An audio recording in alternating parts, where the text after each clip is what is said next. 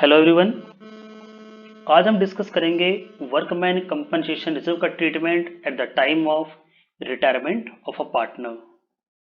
जो हमारा workman compensation reserve है, basically it's a part of profit. It is created out of profit to meet the possible liabilities to pay compensation to employees. अगर firm के अंदर हमारे जो workers हैं, जो एम्प्लॉई हैं, उनको कंपनसेट करने के लिए इन केस अगर कोई लायबिलिटी अराइज होती है तो उसको पे करने के लिए हम प्रॉफिट का एक part in the form of workman compensation reserve रखते हैं, ताकि in future when it is needed we can pay to the employees. लेकिन जरूरी नहीं है कि इस रिजर्व की रिक्वायरमेंट हमेशा हो। लेकिन जब बिजनेस के अंदर कोई पार्टनर रिटायर होता है तो इस समय हम जो वर्कमैन कंपनसेशन रिजर्व को अपनी बुक्स के अंदर, अकाउंट्स के अंदर किस तरीके से उसका ट्रीटमेंट करते हैं, इस चीज को हम देखेंगे। तो फर्दर देखिए, आपकी स्क्रीन पे एक फ्लो चार्ट है। अब जो वर्कमैन कंपनसेशन रिजर्व है उसके regarding eight the time of retirement of partner liability हो भी सकती है, नहीं भी हो सकती है। अगर लायबिलिटी नहीं है तो उसमें कोई बड़ा इशू नहीं है, but in case if there is a liability तो हमारे पास तीन कैटेगरीज बनती हैं, तीन टाइप बनते हैं। First, when the liability is lower then the existing reserve. जब हमारा जो क्लेम है वो हमारा जो एग्जिस्टिंग वर्कमैन कंपनसेशन रिजर्व है उससे कम है। Second case, when the claim and reserve both are equal. And the third case, when the claim is higher than the reserve. So basically first, when there is no liability, and further we have three categories. In first case, when the claim is lower, second the claim is equal to the reserve, and in third the claim is higher than the reserve. तो इन चारों conditions के अंदर जो हमारा accounting treatment है, हमारी जो journal entries हैं वो किस टाइप की होंगी, आइए उनको देखते हैं। सबसे पहले, when there is no liability for the reserve। जब हमारे पास at the time of retirement कोई लायबिलिटी नहीं है, वर्कर्स को कुछ पे नहीं करना है, in that case the whole amount of reserve will be transferred to the partners capital account, and if the capitals are fixed then it will be transferred to the current account. अगर हमारे पास कोई workman compensation claim नहीं है तो उस case में हम क्या करेंगे, हमारा जितना भी वर्कमैन कंपनसेशन रिजर्व है वो टोटल अमाउंट हम ओल्ड पार्टनर्स में डिस्ट्रीब्यूट कर देंगे in the old profit sharing ratio. और इसके लिए हम जर्नल एंट्री क्या पास करेंगे, workman compensation reserve account debit to all partners capital account और करेंट अकाउंट। और ये जो हम पार्टनर्स के अंदर डिस्ट्रीब्यूट करेंगे that will be in old profit sharing ratio. Further, if there is a claim and the claim is lower then the reserve, अगर हमारे पास वर्कमैन कंपनसेशन क्लेम के रिगार्डिंग लायबिलिटी है और लेकिन हमारी जो लायबिलिटी है वो एग्जिस्टिंग रिजर्व से कम है, उस कंडीशन में हम क्या करेंगे, हमारा जितना भी क्लेम बनता है वर्कर्स को पे करने के लिए उतना पैसा हम वर्कमैन कंपनसेशन क्लेम अकाउंट में ट्रांसफर करेंगे वर्कमैन कंपनसेशन रिजर्व से। और उसके बाद जो पैसा हमारे पास बचेगा क्लेम के बाद, उस पैसे को हम क्या करेंगे, हमारे जो पार्टनर्स हैं उनके ओल्ड प्रॉफिट शेयरिंग रेशियो में हम उनके बीच में डिस्ट्रीब्यूट कर देंगे। और इसके लिए हमारी जो जर्नल एंट्री पास होगी, जितना भी हमारा वर्कमैन कंपनसेशन रिजर्व है वो डेबिट होगा। उसके बाद जितना पैसा हमें क्लेम की फॉर्म में रिक्वायरमेंट है, जितनी लायबिलिटी अराइज हुई है, वो फंड वर्कमैन कंपनसेशन क्लेम में ट्रांसफर होगा, और जो हमारा रिमेनिंग अमाउंट है that will be distributed between the partners in old profit sharing ratio. Further, if the claim is equal to the reserve, in that case the whole amount of workman compensation reserve is transferred to the workman compensation claim account. अगर हमारा जो workman compensation claim का amount है हमारे existing reserve के equal है तो workman compensation reserve का पूरा अमाउंट हम वर्कमैन कंपनसेशन क्लेम में ट्रांसफर करेंगे। और उसके रिगार्डिंग हमारी जर्नल एंट्री क्या पास होगी, workman compensation reserve account debit to workman compensation claim account. इस कंडीशन में पार्टनर्स को कुछ नहीं मिलेगा क्योंकि जो हमारी लायबिलिटी है वो एग्जिस्टिंग रिजर्व के इक्वल है। Then we have when claim is higher than the reserve, अगर हमारी जो लायबिलिटी है वो एग्जिस्टिंग रिजर्व से भी ज्यादा की है। इस कंडीशन में हम क्या करेंगे, जितना भी हमारा वर्कमैन कंपनसेशन रिजर्व है वो तो वर्कमैन कंपनसेशन क्लेम अकाउंट में ट्रांसफर ही होगा, लेकिन उसके साथ हमारी जो एक्स्ट्रा और रिक्वायरमेंट है that will also will be debited by the name revaluation account, and that amount will also be transferred to the workman compensation claim account.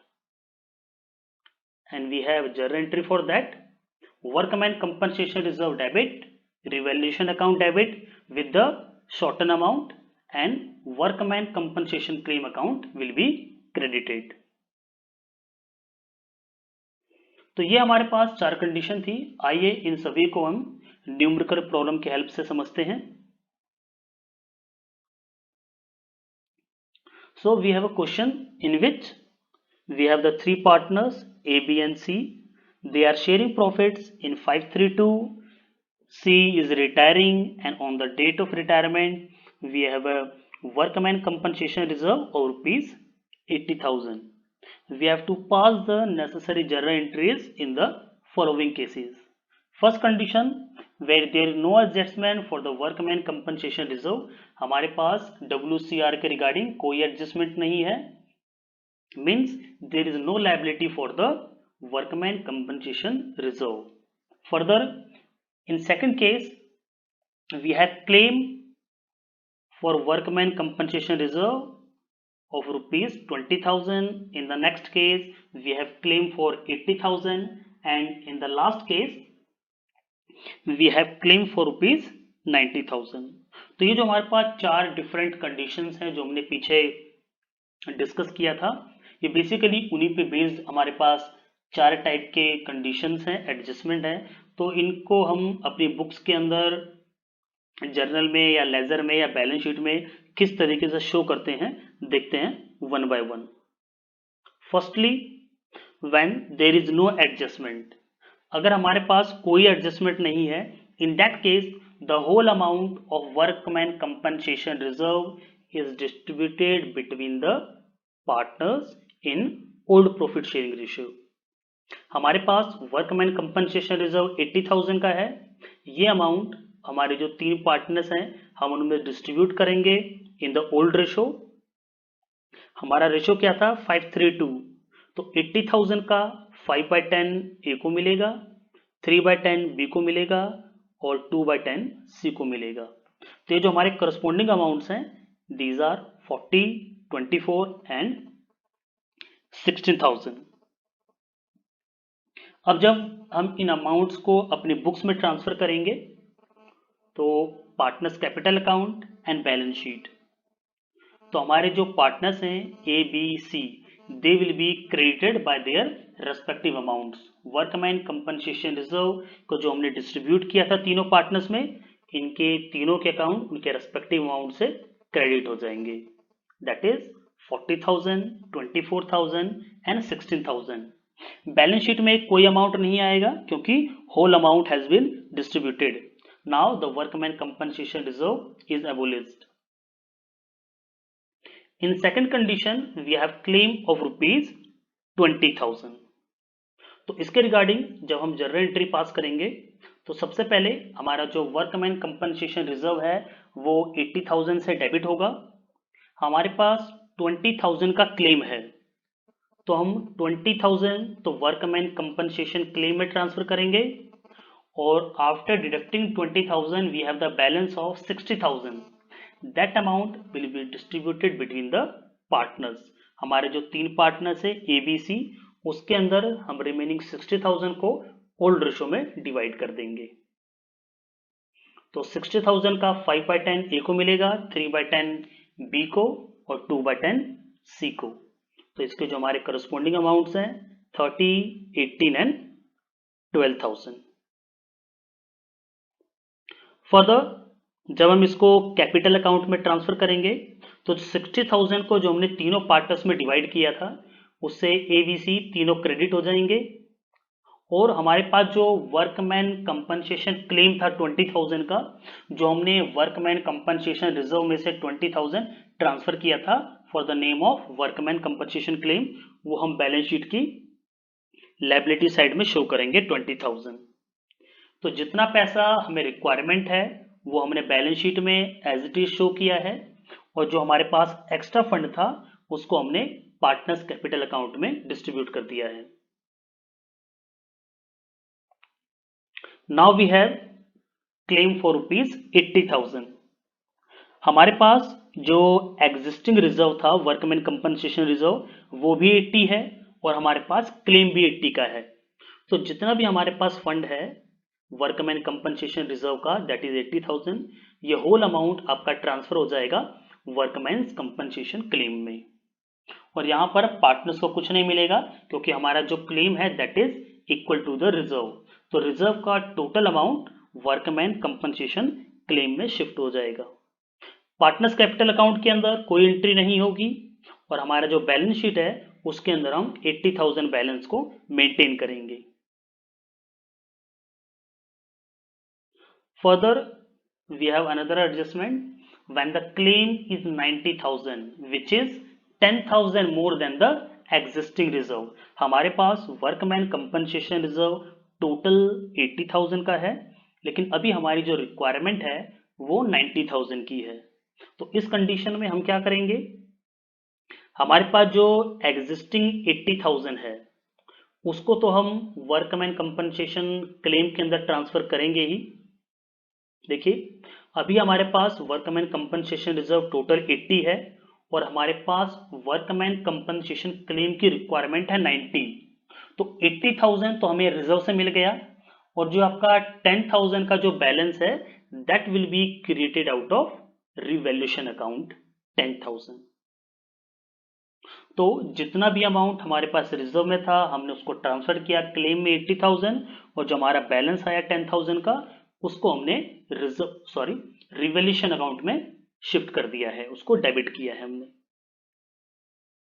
और इसको जब हम अपनी बुक्स के अंदर ट्रांसफर करेंगे तो पार्टनर्स को तो कुछ नहीं मिला है, तो पार्टनर्स कैपिटल अकाउंट बनाने की हमें कोई जरूरत नहीं है। हम प्रिपेयर करेंगे revaluation account and balance sheet.